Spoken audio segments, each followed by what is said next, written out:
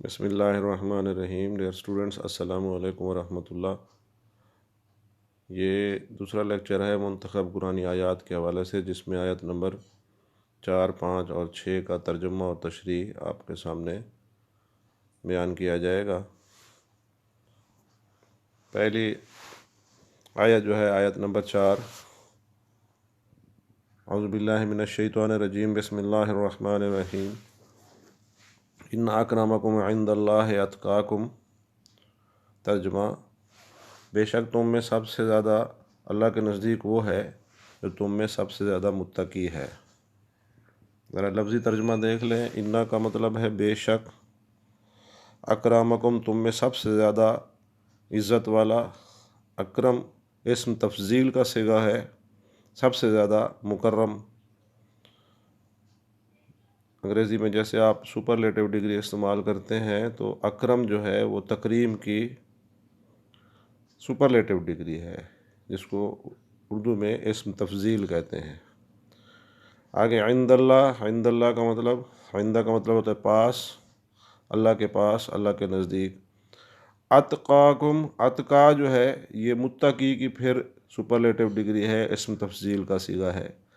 اور کم تم میں سے، بے شک تم میں سے اللہ کی بارگاہ میں سب سے زیادہ عزت والا وہ ہے جو تم میں سب سے زیادہ متقی ہے. اللہ کے نزدیک انسان کی قدر و قیمت رنگ و نسل سے نہیں، اخلاق و کردار سے بنتی ہے، کیونکہ رنگ و نسل میں انسان کے عمل اور کردار کا دخل نہیں ہے. جو چیز انسان کے دائرہ اختیار میں ہو اس کے مطابق انسان کی قدر و قیمت گھٹتی ہے یا بڑھتی ہے. وہ میزان تقویٰ ہے جس سے انسان کی قیمت بنتی ہے. اللہ کے نزدیک تم میں سب سے زیادہ محبوب وہ ہے جو اللہ کا زیادہ شکر ذکر کرتا ہے، اور سب سے زیادہ معزز وہ ہے جو تم میں سب سے زیادہ متقی ہے. اور تم میں عذاب سے بچنے والا ہونے میں بہتر وہ ہے جو تم میں سب سے زیادہ اللہ کا خوف رکھتا ہے. اللہ خوف رکھنے سے مراد یہ ہے کہ اللہ کے ہونے کا شعور انسان کے دل میں ہر وقت موجود رہے. اور تقویٰ کی فضیلت کیا ہے؟ پرہیزگاری وہ خوبی ہے جو انسان کو تمام گناہوں سے بچاتی ہے اور اللہ تعالیٰ کا مقبول بندہ بنا دیتی ہے. ایسا بندہ اللہ تعالیٰ کے محبوب بندوں کی صف میں شامل ہوتا ہے. دور جاہلیت، زمانہ جاہلیت کے عرب دیگر بے شمار خرابیوں کے ساتھ ساتھ باہم فخر کرنے اور تکبر کی بیماری میں بھی بری طرح مبتلا تھے. وہ اپنے آپ کو سب سے زیادہ برتر اور اعلیٰ خیال کرتے تھے. اسلام نے آ کر ان کے فخر و غرور کے بتوں کو پاش پاش کر دیا اور تقویٰ کو عزت کا معیار قرار دیا. اور قرآن پاک جو ہے وہ خود ہی یہ بات کہتا ہے وَجَعَلْنَا شُعُوبًا وَقَبَائِلَ لِتَعَارَفُوا، کہ یہ جو قبیلے ہیں اور تمہاری جو یہ ذاتیں ہیں یہ ہم نے بنائی ہیں تاکہ تم ایک دوسرے کو پہچان سکو. لیکن اللہ کے نزدیک جو عزت اور فضیلت کا جو مقام ہے وہ اسی کو ہے جو اس سے زیادہ ڈرنے والا ہے.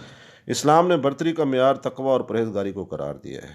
جبکہ فتح مکہ کے موقع پر حضور صلی اللہ علیہ وسلم نے حضرت بلال کو خانہ کعبہ کی چھت پر چڑھ کر ان کو اذان دینے کا حکم فرمایا.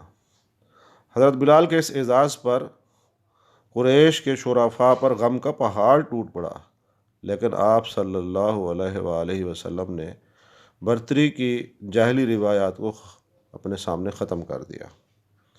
اور جیسا کہ خطبہ حجۃ الوداع میں آپ صلی اللہ علیہ وسلم نے فرمایا، اے لوگو تمہارا رب ایک ہے.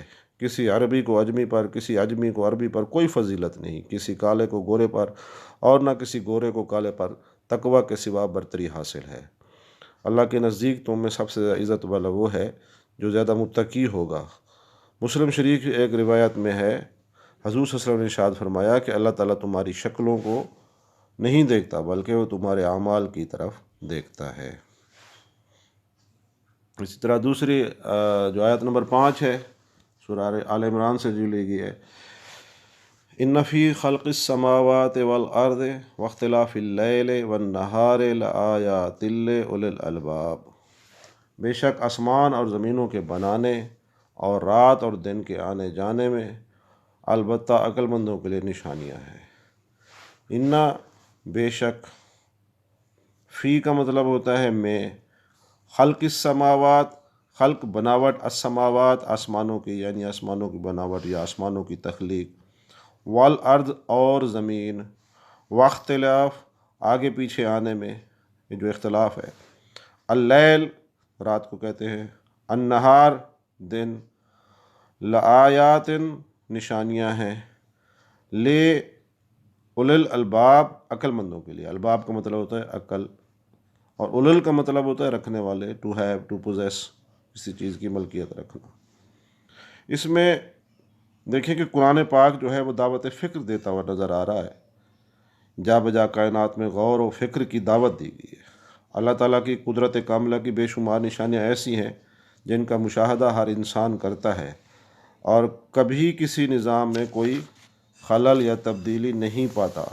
ان لا تعداد نشانیوں کی موجودگی میں اللہ تعالیٰ کی ذات کا انکار کرنا ناممکن بلکہ محال ہے۔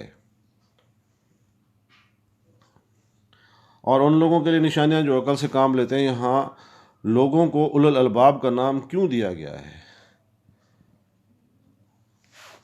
ہدایت کا پہلا قدم یہ ہے کہ کائنات کو دیکھ کر مظاہر فطرت کا مشاہدہ کیا جائے۔ علامہ اقبال نے جیسے فرمایا، کھول آنکھ زمین دیکھ، فلک دیکھ، فضا دیکھ، مشرق سے ابھرتے ہوئے سورج کو ذرا دیکھ۔ یہ سب آیات الہیہ ہیں، ان کو دیکھو اور اللہ کو پہچانو۔ اگلا قدم یہ ہے کہ جب اللہ کو پہچان لیا تو اب اسے یاد رکھو۔ عقل و شعور رکھنے والوں کے لیے خاص طور پر درج ذیل دو باتوں میں غور و فکر کرنے کا حکم دیا گیا ہے: ارض و سما کی تخلیق، یعنی زمین اور آسمان کی تخلیق، دن اور رات کی گردش۔ اللہ تعالیٰ نے اپنی قدرت کاملہ سے 7 آسمان اور 7 زمینیں پیدا فرما دیں، اور ان کے قیام اور وجود کے سہارے کے لیے نہ کوئی ستون بنایا اور نہ کوئی ذریعہ، بلکہ آسمان دنیا کو لاکھوں کروڑوں ستاروں سے مزین فرمایا، اور اس پورے نظام میں کبھی کوئی خلل پیدا ہوا اور نہ ہی کوئی رکاوٹ، بلکہ چیلنج کیا گیا: فرجع البصر هل تری من فطور، کہ اپنی نظر کو دوڑاؤ، کیا تمہیں اس میں کوئی نقص نظر آتا ہے؟ ثم ارجع البصر کرتین، بار بار اپنی نظر کو جو ہے وہ دوڑاؤ تو وہ تمہارے پاس واپس آ جائے گی اور وہ تھکی ہوئی ہوگی۔ ہر چیز اللہ کے حکم کے مطابق اپنے کام کو سر انجام دے رہی ہے۔ زمین میں بے شمار پہاڑ، دریا، سمندر اور معدنیات کی بے حساب دولت پیدا فرمائی، انسان کے وجود کی سلامتی اور بقا کے لیے آکسیجن اور دیگر ہواؤں کا انتظام کیا، زمین و آسمان کی ہر چیز کو انسان کے تابع فرما دیا۔ الم تروا ان اللہ سخر لکم ما فی السماوات و ما فی الارض، سورہ لقمان آیت نمبر 20 میں ترجمہ: کیا تم اس بات پر غور نہیں کرتے کہ اللہ تعالیٰ نے آسمانوں اور زمینوں کو ہر چیز کو تمہارے لیے مسخر کر دیا ہے۔ رات اور دن کی گردش، دن اور رات کا آنا جانا، یہ بھی ایک نشانی ہے عقل مندوں کے لیے۔ جب دن ہوتا ہے تو ہر طرف نور ہی نور پھیل جاتا ہے، جب رات آ جاتی ہے تو نور غائب ہو جاتا ہے اور ہر طرف اندھیرا ہی اندھیرا چھا جاتا ہے۔ سورج کی مجال نہیں کہ وہ طے شدہ وقت سے 1 سیکنڈ بھی تاخیر سے وہاں پہنچیں جہاں پہنچنا اس کے لیے مقرر کر دیا گیا ہے، اور نہ دن اور رات کی مجال کہ وہ اپنے مقررہ اوقات سے آگے پیچھے ہو جائیں۔ لا الشمس ينبغي لها ان تدرك القمر ولا الليل سابق النهار وكل في فلك يسبحون، سورہ یاسین کی آیات ہیں کہ سورج کی یہ طاقت نہیں ہے کہ وہ جا کر چاند میں جا پڑے، اور ان تدرک القمر یعنی چاند کو سورج پکڑ لے، ولا الليل سابق النهار، اور دن رات پہلے آ جائے دن سے، وکل فی فلک یسبحون، یہ اپنے اپنے دائروں میں تیر رہے ہیں۔ جو ٹائم ٹیبل رات دن سورج اور چاند ستاروں کے لیے مقرر ہے، اس میں نہ تبدیلی ہوتی ہے اور نہ ہی کوئی اس کی خلاف ورزی کر سکتی ہے۔ اب اس آیت کریمہ کے آخر میں خاص طور پر عقل مندوں اولو الالباب کے لیے فرمایا ہے کہ انہیں یقیناً ہمارے ان فطرت مظاہر میں کئی نشانیاں ملیں گی جن پر غور و فکر کر کے انہیں ہماری معرفت نصیب ہوگی۔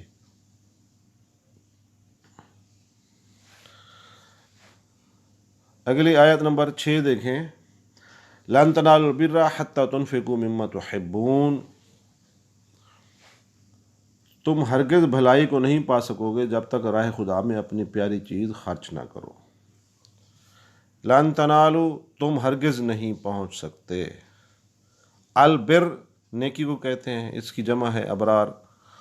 حتیٰ یہاں تک کہ تنفقو تم خرچ کرو، انفاق سے ہے، مما جو کچھ تحبون جس سے تم پسند کرتے ہو، جس سے تم محبت کرتے ہو۔ مراد تم نیکی حاصل نہیں کر سکو گے جب تک کہ تم اپنی پسندیدہ چیز کو اللہ کی راہ میں خرچ نہیں کرو گے۔ تو یہ نیکی کا ایک معیار اللہ تعالیٰ نے بنا دیا ہے۔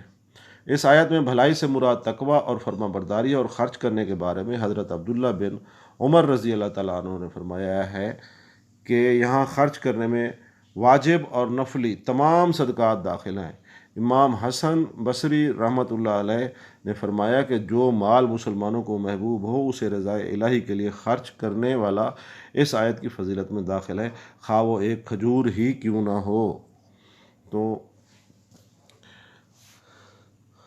مراد یہ ہے کہ آیت میں حقیقی بھلائی اور نیکی کمال نیکی کے حصول کا طریقہ سکھایا گیا ہے۔ صحابہ بار بار پوچھتے تھے، اللہ تعالیٰ نے حضور صلی اللہ علیہ وسلم کو قرآن مجید میں بھی یہ بات فرمائی، یسألونک ماذا ینفقون، یہ آپ سے پوچھتے ہیں کہ کیا خرچ کیا جائے، تو اللہ تعالیٰ نے پھر آپ کو بتایا کہ جواب دیجیے، قل العفو، فرما دیجیے جو ضرورت سے زائد ہے وہ اللہ کی راہ میں دے دیں۔ لیکن نیکی کا معیار کیا بتایا، لن تنالوا البر حتی تنفقوا مما تحبون، تم نیکی کے اوپر والے درجے پر اس وقت تک نہیں پہنچ سکتے جب تک کہ اپنی محبت والی چیز اللہ کی راہ میں نہ دے دو۔ نیکی کے حصول کا راز یہ ہے کہ انسان زیادہ سے زیادہ اللہ کی راہ میں خرچ کرے۔ فطری طور پر انسان مال سے زیادہ محبت رکھتا ہے، کیونکہ قرآن کہتا ہے کہ وَإِنَّهُ لِحُبِّ الْخَيْرِ لَشَدِيدٌ، اور انسان مال کے اوپر بڑی شدید محبت رکھتا ہے اور چاہتا ہے کہ وہ زیادہ سے زیادہ دولت حاصل کرے۔ مال و دولت کی یہ محبت مرتے دم تک انسان میں موجود رہتی ہے، اس لیے وہ ہر جائز اور ناجائز ذریعے سے اسے حاصل کرنے کی کوشش کرتا ہے، جبکہ مال کو اللہ تعالیٰ کی راہ میں خرچ کرنے سے بے شمار فوائد حاصل ہوتے ہیں، جن میں سے چند درج ذیل ہیں۔ لالچ کا خاتمہ ہو جاتا ہے انسان کی، یعنی پہلا فائدہ یہ ہوتا ہے کہ جب مال خرچ کرتے ہیں تو مال کی محبت دل سے جاتی رہتی ہے، اور دوسرے نمبر پہ حسد کا خاتمہ ہو جاتا ہے۔ مال جمع کرنے میں بسا اوقات انسان دوسروں سے حسد کرتا ہے کہ کاش وہ دولت جو اوروں کے پاس ہے وہ بھی مجھے بھی مل جاتی، جبکہ اللہ کی راہ میں خرچ کرنے سے حسد پیدا نہیں ہوتا۔ اور پھر قربانی کا جذبہ تیسرے نمبر پہ کہ اللہ کی راہ میں مال خرچ کرنے سے ایثار کا جذبہ پیدا ہوتا ہے۔ انسان اپنے اوپر تو خرچ کرتا ہی ہے لیکن اوروں کو سکھ پہنچا کر اس کو روحانی تسکین حاصل ہوتی ہے، اور یوں اسلامی معاشرہ امن و سلامتی کا گہوارہ بن جاتا ہے۔ وما علینا الا البلاغ۔